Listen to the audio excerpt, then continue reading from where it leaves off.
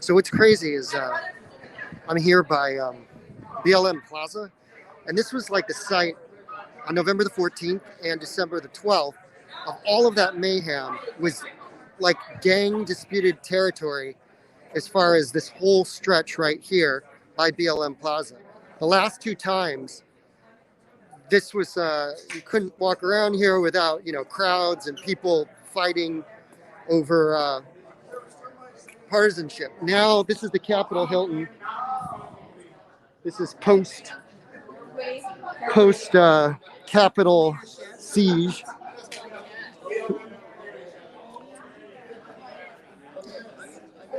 Let's see. People are just. But what's crazy is the last two times in November and December, it was packed out here.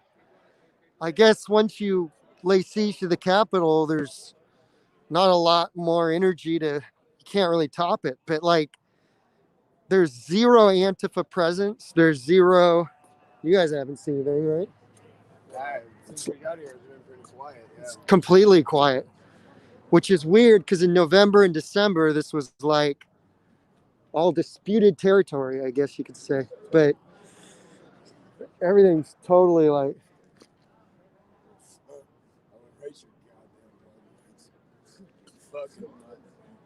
Dude.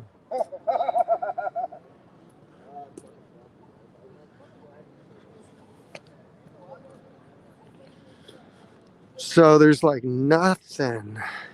I wonder if there's anybody at Black Lives Matter Plaza. It's just empty. Just like a couple people standing around here. A couple people standing around here. Just nothing. There's the Hyatt place. It's all boarded up. That's where on the 12th, this is the Capitol Hilton. That's the highest place over here. I was marching. I was in Black Bloc with a Black Bloc coming down the street. And then they just broke for the Hyatt place. That's where one of the first conflicts took place. The police stepped in and there was a huge standoff in front of the Hyatt place on December the 12th. And then the crew moved from there to the Capitol Hilton. Everybody was fighting. It was a complete partisan mob fight. And then this is the St. Regis also here. But yeah, like this was packed. But Antifa, Black Lives Matter, the Black Lives Matter DC told people not to come out. And it wasn't clear if it was sincere because all the other groups were making okay, here's the other thing. The Capitol is far from Black Lives Matter Plaza. So there's PJ Clark's all boarded up. Like Black Lives Matter Plaza, we're far now from the Capitol. After I left the Capitol, I got something to eat and walked down here to Black Lives Matter Plaza, but it's far. So, you know, I was thinking that there probably wouldn't be clashes like there were in November and December, but people did come out here.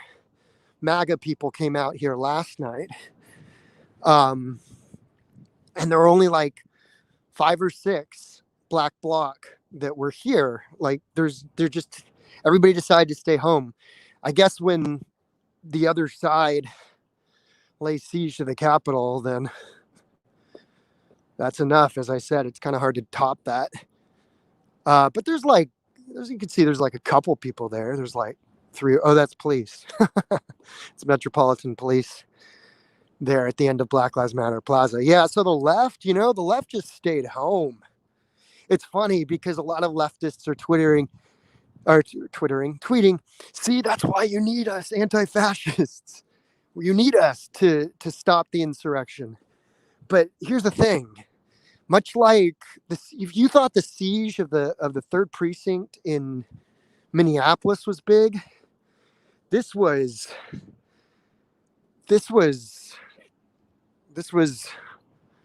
huge. And so what it really comes down to, I think, is both sides. I'm going to get philosophical now. Both sides in this 99% of disenfranchised folks who feel that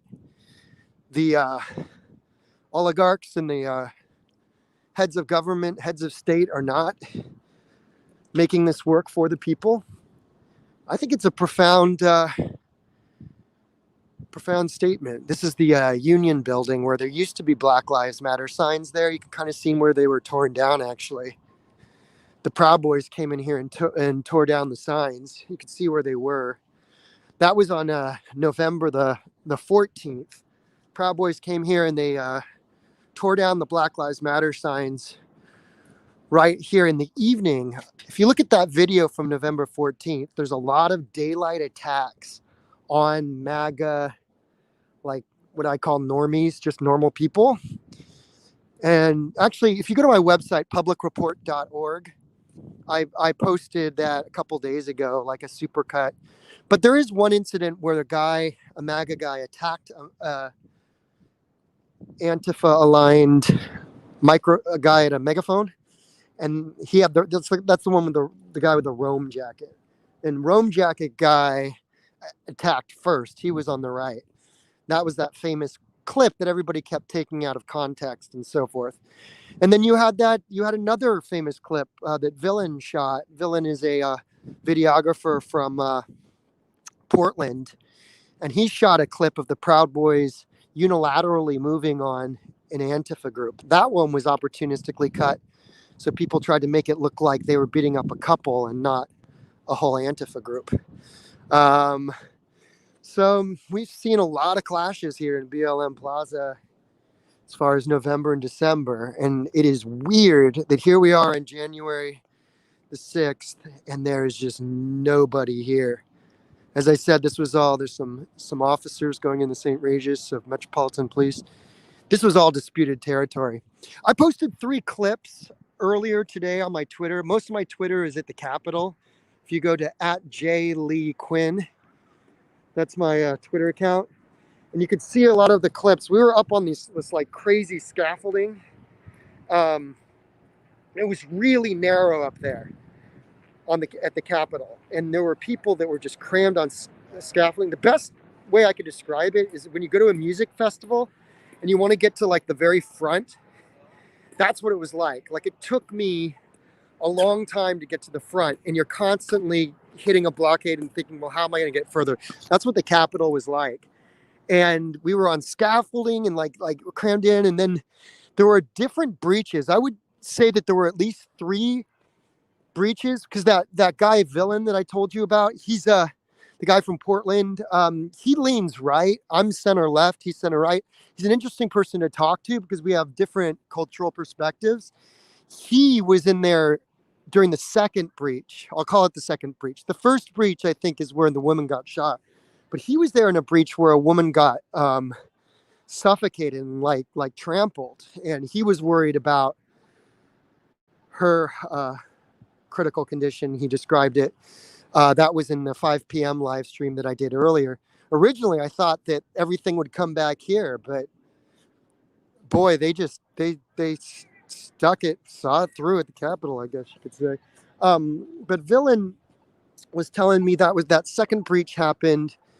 That was around before 5 p.m. That was like in the 4 p.m. hour Eastern time. And then I was in the Capitol at the 5 p.m. hour with a group that had just breached some windows to some offices. And this guy comes up to me. He's like, "Hey, you want the story of your life? You'll see it in the live stream." And I followed him.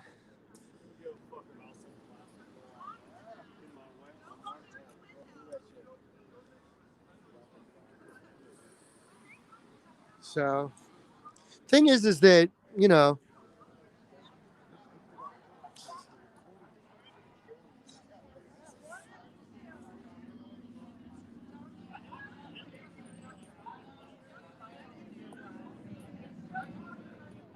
you know what I have is I have this. I'd pull this out, put it around my arm. Completely different from the Antifa and BLM peaceful protest. No one out protesting after curfew, no looting, no destruction, no violence. Well, that's true. I mean, there was destruction. Look at the live cast. There was destruction. When I was in, I'm going to put this down for a second. There was destruction for sure. They were busting up the offices of the Capitol. But yeah, you're right. The difference is there's no destruction on bystanders. That's the difference. And I noticed that. I feel more, although I'm putting this around my wrist right now just to show that I'm not like Antifa or something, and somebody, because the people are drinking now, you know. So I don't want some drunk person like coming up to me. And so, you know, one thing I just tweeted was a mob is a mob. A mob is a mob is a mob. Same shit, different banner, really. Um, I'll tell you about 3 clips that I posted. Um, if you go to my Twitter at jleequinn or publicreport.org, but I think I put it on the Twitter early this morning. I posted 3 clips. Clip number 3 is an interview with the Proud Boys chairman, Enrique Tarrio, who was arrested and released. Some people think that he might be trying to challenge Washington, D.C. gun laws, and that he deliberately showed up with 2 magazines. I interviewed him and got a statement from him a half hour before he was arrested, actually, 2 days ago. And interestingly, after the Capitol, Hilton, I went into a Salvadorian restaurant, and Univision was on, and Tario was debating Jorge Ramos, you know, the very left-wing anchor of Univision, a company that I freelance for, actually. Something go down here. So that's clip number 3, is that interview. Clip number 2 is Villains. I went to Villains live stream, and it's a violent clip. It's the clip of but it's in its entirety, of the Proud Boys unilaterally attacking an Antifa group on December the 12th. That's clip 2. And then clip number 1 was here, BLM Plaza. It was BLM Plaza back in December. What would happen was you had such critical mass here of Black Bloc.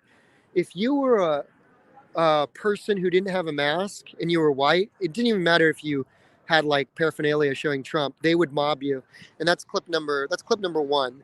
So there's all these different currents of mob action, really, that I've seen.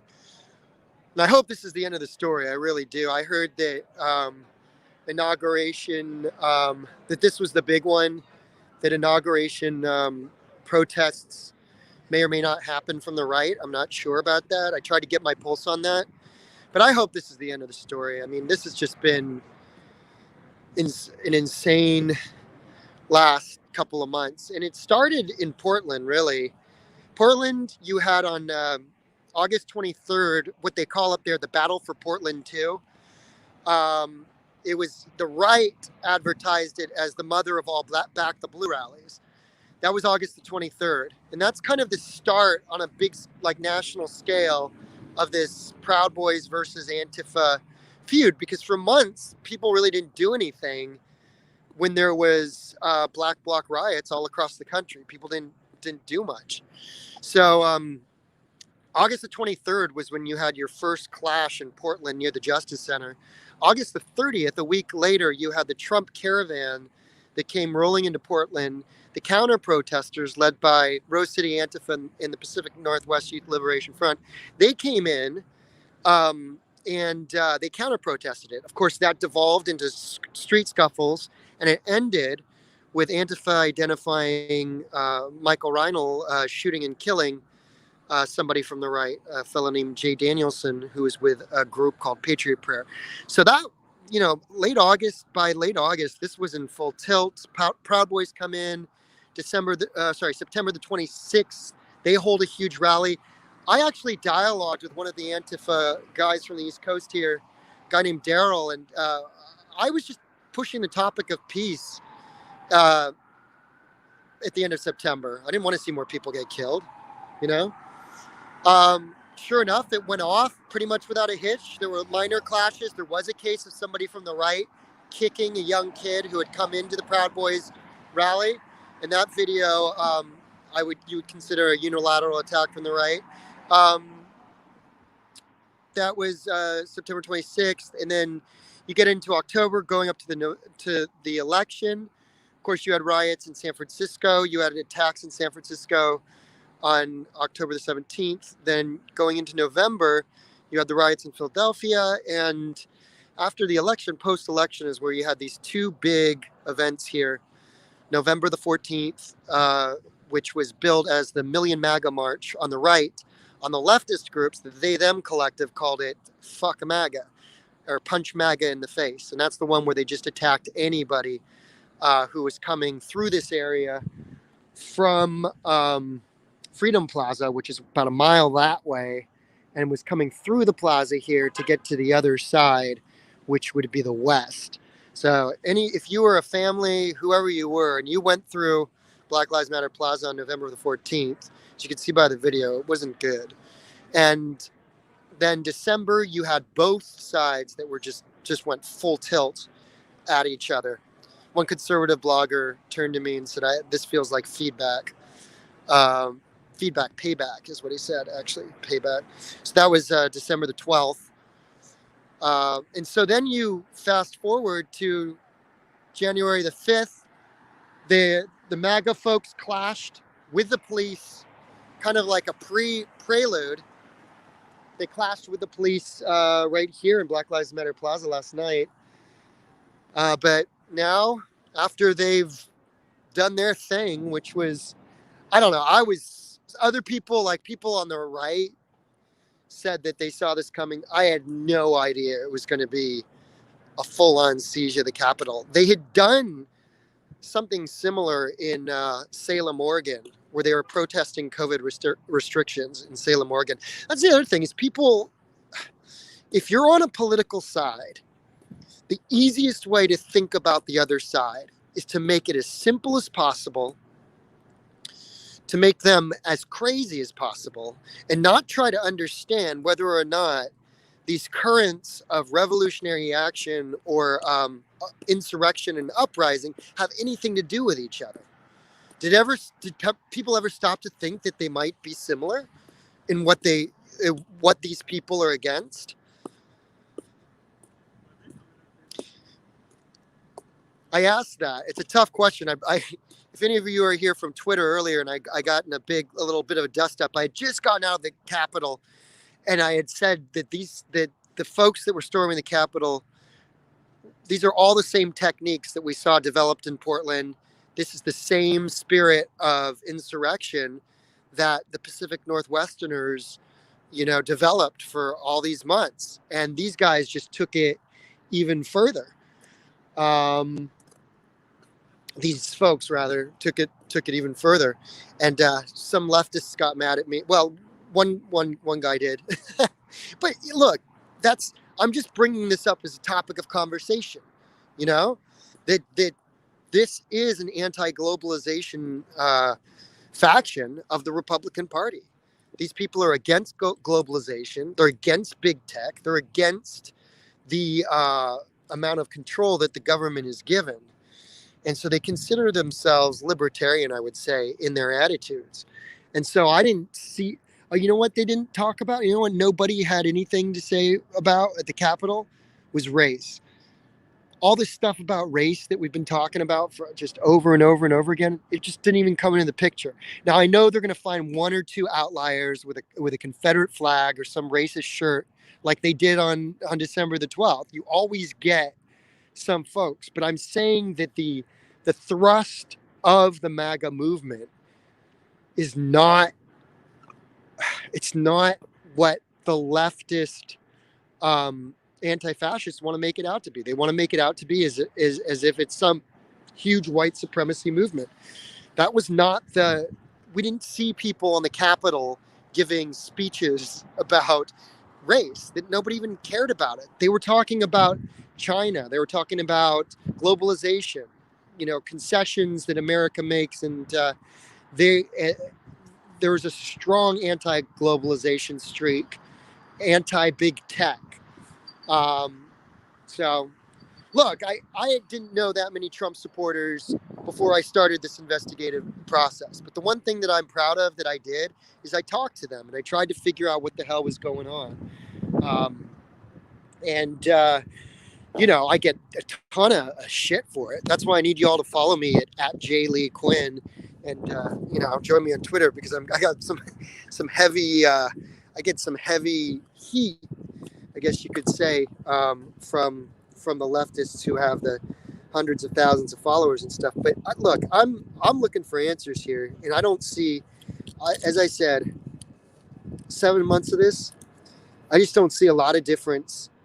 A riot is a riot is a riot. It's the same thing. It's the same thing. You know, they just went big. They went big today. That's all. But it was a riot all the same. The same. The police. You know, look. If anybody is posting about how the police went easy on the right compared to the left, then that says more about that person than anything. That means that that person's probably obsessed with race and likes to use it as a political tool. This today, it was you had tens of thousands of people. We were on shaky scaffolding. It was a tenuous situation where people could have gotten trampled very easily. The police had a lot to deal with. It was the Virginia State Police that came in at the end and let off flashbangs and smoked us all out, because I was with a group that went in and I was documenting them inside the Capitol. And when I was in there, they were destroying the offices, and it was major.